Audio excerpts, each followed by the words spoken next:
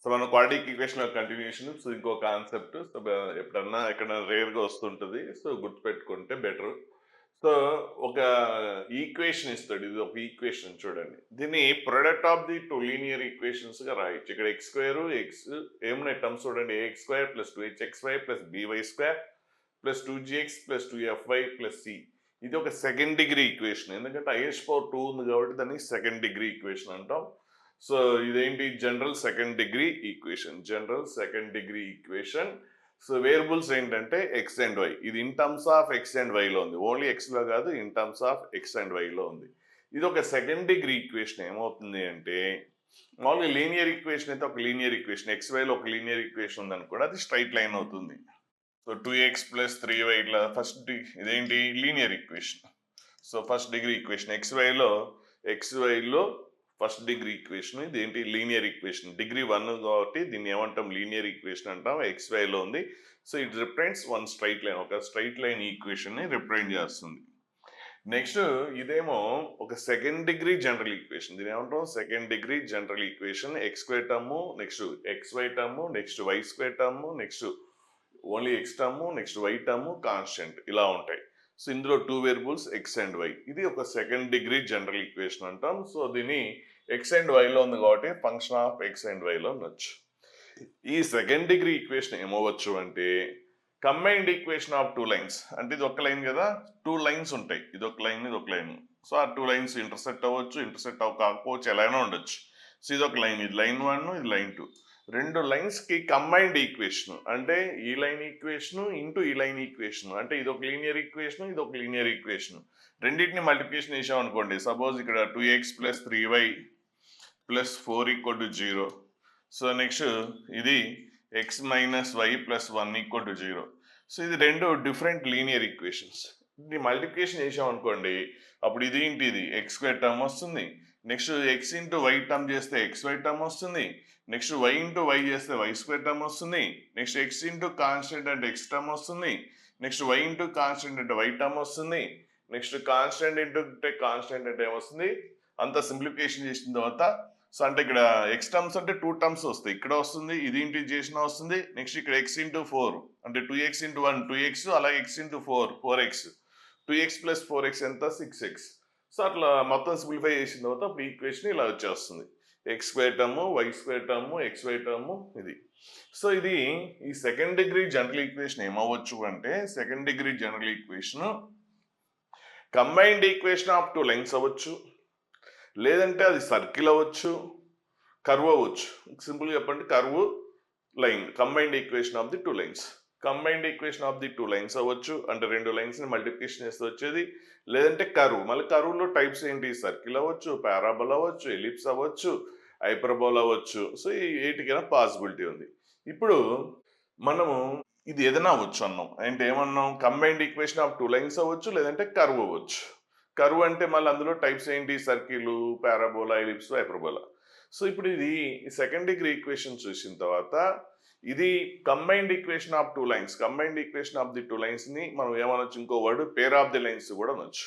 So pair of the lines అవుతుందా, curve అవుతుందా అనేది డిసైడ్ చేయాలి. ఎలా డిసైడ్ చేస్తామంటే, సో ఇక్కడ ఎక్స్ స్క్వేర్ కోఎఫిషియంట్ ఏ, నెక్స్ట్ ఇటు ఇవన్నీ టర్మ్స్ ఉన్నాయి కదా. సో ఈ ఫామ్ లో ఇచ్చేసుకుంటాం. దీన్ని డిస్క్రిమినెంట్ అంటాం. మామూలుగా క్వాడ్రాటిక్ ఈక్వేషన్ డిస్క్రిమినెంట్ వేరు. సో ఇది XY లో ఈక్వేషన్ సెకండ్ డిగ్రీ ఈక్వేషన్ కి డిస్క్రిమినెంట్. మామూలుగా quadratic equation AX square plus BX plus C కి డిస్క్రిమినెంట్ ఏంటి, B స్క్వేర్ మైనస్ 4AC. అలాగే ఇట్లా సెకండ్ డిగ్రీ జనరల్ ఈక్వేషన్ కి ఏంటంటే డిస్క్రిమినెంట్ ఇది. సో ఏ అంటే ఏంటి, ఎక్స్ స్క్వేర్ కోఎఫిషియంట్. హెచ్ అంటే ఏంటి, సో హెచ్ అంటే XY కోఎఫిషియంట్ లో హాఫ్. XY కోఎఫిషియంట్ ఎంత 2H. 2H లో హాఫ్ ఎంత H. సో ఇక్కడ H అంటే ఏంటి, XY కోఎఫిషియంట్ లో half. Next y square, b అంటే ఏంటి వై స్క్వేర్ కోఎఫిషియంట్. జి అంటే ఏంటి x coefficient half. X coefficient ఏముంది ఇక్కడ 2g ఉంది. సో జి ఏంటి 2g లో హాఫ్. కాబట్టి జి అంటే X coefficient half. Next F అంటే వై కోఎఫిషియంట్ హాఫ్. సి అంటే కాన్స్టెంట్. సో ఇవన్నీ ఈ వాల్యూస్ అన్ని ఇందులో సబ్స్టిట్యూట్ చేస్తాం. దీన్ని మనం ఏమంటాం, డిస్క్రిమినెంట్ అంటాం. ఇది 0 వచ్చింది అనుకోండి, ఈ డిస్క్రిమినెంట్ 0 అయితే అప్పుడు కంబైన్డ్ అంటే ఇది ఏమన్నా అవ్వచ్చు నాన్న, combined equation of the lines అవ్వచ్చు, కర్వ్ అవ్వచ్చు. నన్ను డిస్క్రిమినెంట్ 0 అయింది అనుకోండి, అప్పుడు ఏమవుతుందంటే combined equation of the two lines అవుతుంది. కంబైన్డ్ ఈక్వేషన్ ఆఫ్ 2 లైన్స్, లేదంటే పేర్ ఆఫ్ ది లైన్స్ అవుతుంది. అదే ఈ డిస్క్రిమినెంట్ నాట్ ఈక్వల్ టు 0 అయింది అనుకోండి, అప్పుడు అది కర్వ్ అవుతుంది. కర్వ్లో మళ్ళీ టైప్స్ ఏంటి?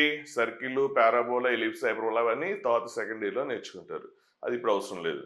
So delta not equal to 0 అయితే కర్వ్లో ఏదైనా అవ్వచ్చు, సర్కిల్ అవ్వచ్చు, పారాబోలా అవ్వచ్చు, ఎలిప్స్ అవ్వచ్చు, హైపర్బోలా అవ్వచ్చు, ఏదైనా అవ్వచ్చు. ఎప్పుడు అది డిస్క్రిమినెంట్ నాట్ ఈక్వల్ టు 0 అయితే. డిస్క్రిమినెంట్ 0 అయితే so combined equation of the 2 lines అవుతుంది.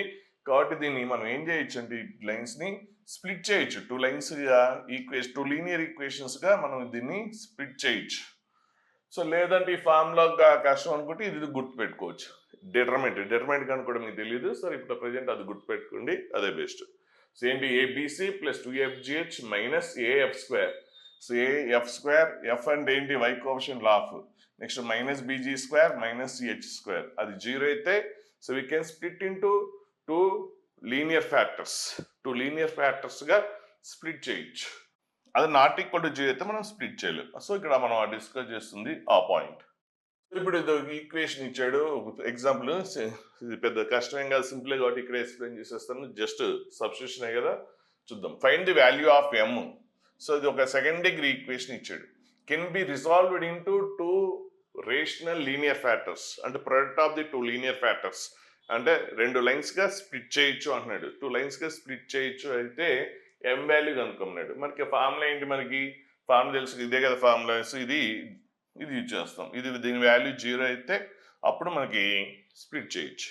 సో ఇక్కడ వాడే అన్నాడు ప్రొడక్ట్ ఆఫ్ ద 2 లీనియర్ ఫ్యాక్టర్స్కి రాయొచ్చు అన్నాడు. సో 2 లీనియర్ ఫ్యాక్టర్స్ రాస్తే what is the M value అన్నాడు. సో 2 లీనియర్ ఫ్యాక్టర్స్ అని వాడే అన్నాడు కాబట్టి ఖచ్చితంగా డిస్క్రిమినెంట్ ఏం కావాలి? 0 అవ్వాలి. దీని వాల్యూ ఏం కావాలి? 0. అంటే దీని వాల్యూ కనుక్కొని 0కి ఈక్వేట్ చేస్తే మీకు ఎం వాల్యూ వస్తుంది. సో మనకి మరి సెకండ్ డిగ్రీ జనరల్ ఈక్వేషన్ ఇది. First second degree general equation రాయండి. ఇప్పుడు ఇచ్చిన ఈక్వేషన్, ఈ సెకండ్ డిగ్రీ జనరల్ ఈక్వేషన్ని గివెన్ ఈక్వేషన్ తోటి కంపేర్ చేస్తే అప్పుడు ఏబిసి వాల్యూస్ వస్తాయి. So ABC values. So X square coefficient ఇక్కడ ఏ ఉంది, ఇక్కడ ఎంత ఉంది? 12 ఉంది. కాబట్టి A equal to 12. Next XY coefficient ఇక్కడ 2H, ఇక్కడ -10, అంటే 2H ఈక్వల్ టు ఎంత? -10. అప్పుడు H ఈక్వల్ టు ఎంత? -5. సో H వాల్యూ ఎంత? -5. Next BY square, so B equal to 2 అయిపోయింది. నెక్స్ట్ 2G, X కోఎఫిషియంట్ ఏంటి? 2G.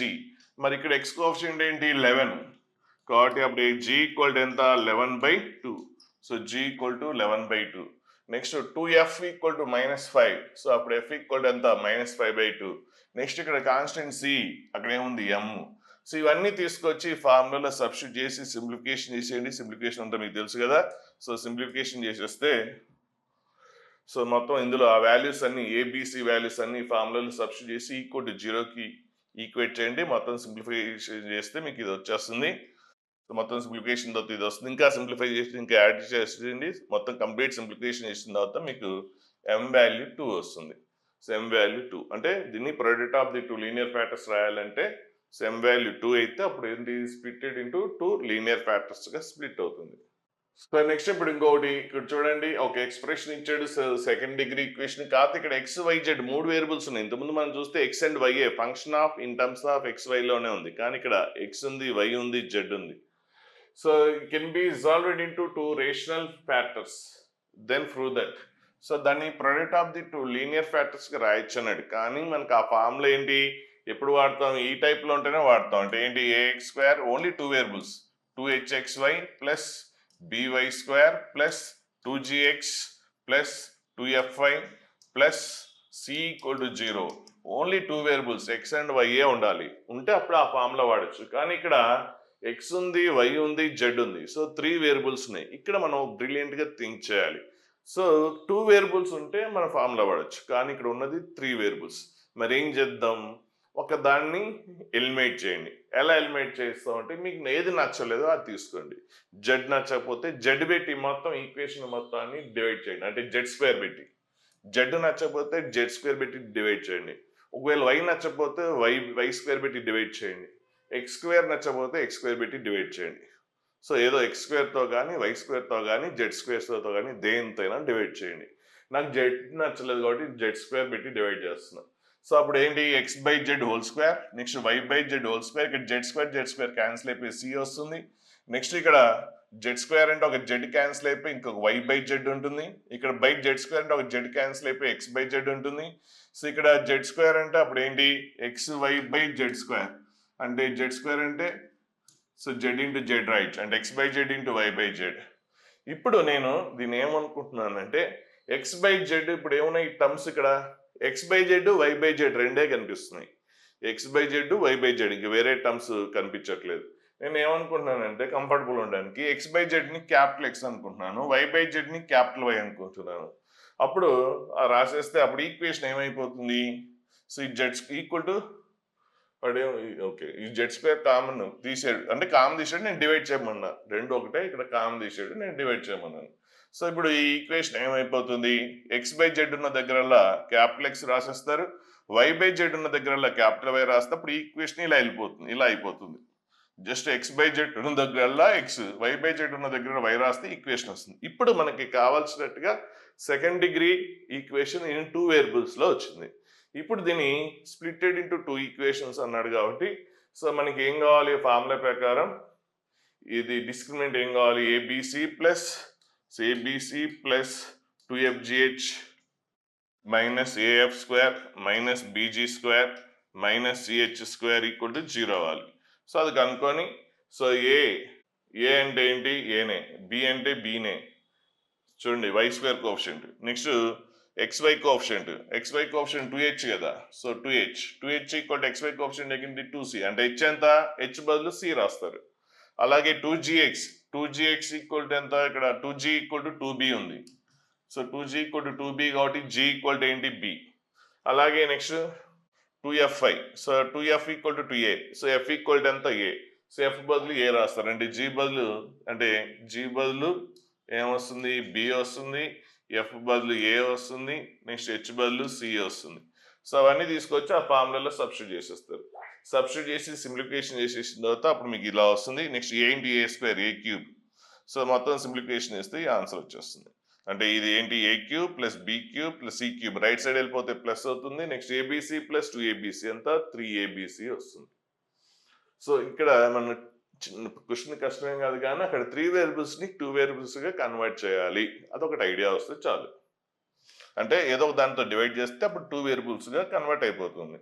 సో మనకి కొద్దిగా ఇంపార్టెంట్ అని చెప్పొచ్చు.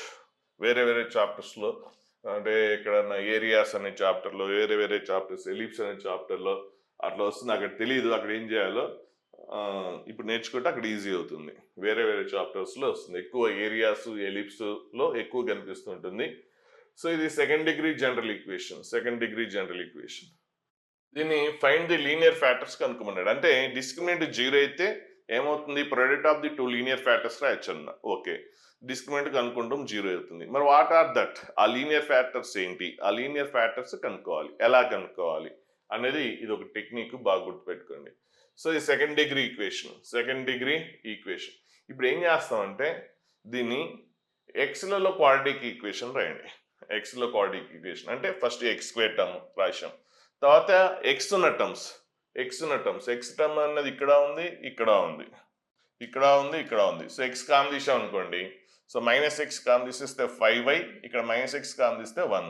సో ఇక్కడ ఓన్లీ ఎక్స్ స్క్వేర్ టర్మ్, ఇక్కడ ఎక్స్ ఉన్న టర్మ్ రాశాం. నెక్స్ట్ ఎక్స్ లేన్ టర్మ్ అంటే 4y² + 2y - 2. సో ఎక్స్ లేన్ టర్మ్ అంటే ఇప్పుడు ఇది ఎలా వచ్చేసింది క్వాడ్రాటిక్ ఈక్వేషన్ టైప్లో వచ్చేసింది. ax² + bx + c ఆ టైప్లో వచ్చేసింది. కాబట్టి ఇక్కడ ఏ అంటే ఏంటి X square coefficient, A equal to ఎంత 1. బి అంటే ఏంటి x coefficient, so X coefficient ఏంటి ఇక్కడ -5y - 1.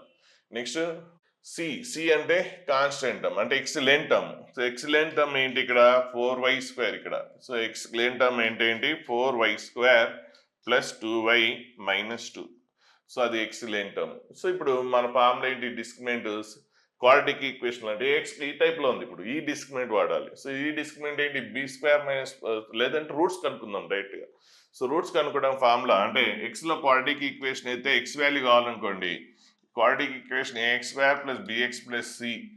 సో దీని రూట్స్ కావాలంటే x = -b ± √b² - 4ac/2a. So చేసేస్తే మీకు వస్తుంది. సో x = b అంటే ఏంటి రాసేస్తాం b+లో. నెక్స్ట్ plus or minus B square. So B square minus 4a. A value ఎంత 1, సి వాల్యూ ఏంటి ఇది కదా సి. రాసి దాన్ని స్క్వేరింగ్ చేసేయండి, దీన్ని మల్టిప్లికేషన్ చేయండి, సింప్లిఫికేషన్ అడిషన్ సబ్ట్రాక్షన్ ఉంటే చేసేయండి.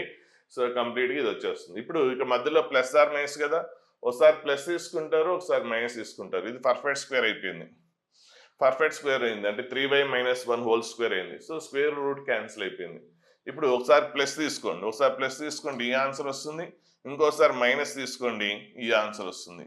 అంటే అప్పుడు x ఈక్వల్ టు ఏంటి, ఒకటి ఆన్సర్ 4y మైనస్ 2 వస్తుంది. ఇంకొకటి ఏంటి x equal to y plus 1 వస్తుంది. x equal to y plus 1. So రెండు లీనియర్ ఈక్వేషన్స్గా వస్తుంది. ఒకవేళ ఇది కర్వ్ అయింది అనుకోండి, మీకు ఇది పర్ఫెక్ట్ స్క్వేర్ రాదు, ఇక్కడ అంతే రూట్ అలాగే ఉంటుంది, అది ఎలిప్స్లో వస్తుంది. సేమ్ అంటే రూట్లో వస్తుంది, అది తర్వాత చూసుకుందాం. ఎలిప్స్లో వస్తుంది అంటే మీకు స్క్వేర్ రూట్ క్యాన్సిల్ అయిపోయింది, అక్కడ స్క్వేర్ రూట్ క్యాన్సిల్ అవ్వదు, అంతే స్క్వేర్ రూట్ క్యాన్సిల్ అవ్వదు. సో ఇన్ టర్మ్స్ ఆఫ్ రూట్స్లోనే వస్తుంది. అప్పుడు రెండు కర్వ్స్గా వస్తుంది, ఇట్లా ఒక కర్వ్, ఇట్లా ఒక కర్వ్.